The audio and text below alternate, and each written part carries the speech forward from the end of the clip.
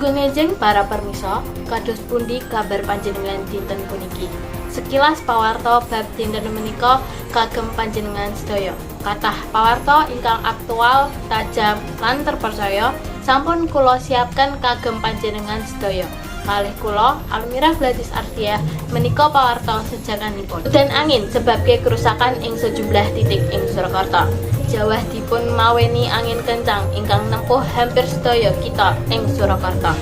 Ngakibataken macam-macam bencana ing antawisipun yaiku 10 wit ing Kecamatan Serengan dina Selasa 3 Januari 2017.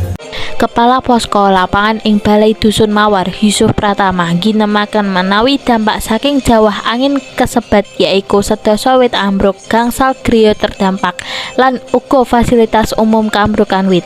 Kedadosan kesebat kedadean ing sonten dinten menjelang dalu, mila upaya ingkang saged piyambakipun tumindakake yaiku kaliyan numindakake pendataan lapangan. Saking rapat kewates kalian BPBD Surakarta Kersa Muspika Kecamatan diputusaken pengarahan relawan dhateng lapangan dipun wontenaken kejemuah 6 Januari 2017 enjang ngatos sonten.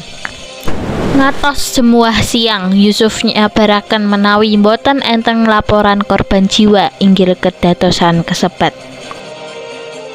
Permisa, mengaten pawartos Jawi ing enjing dinten menika.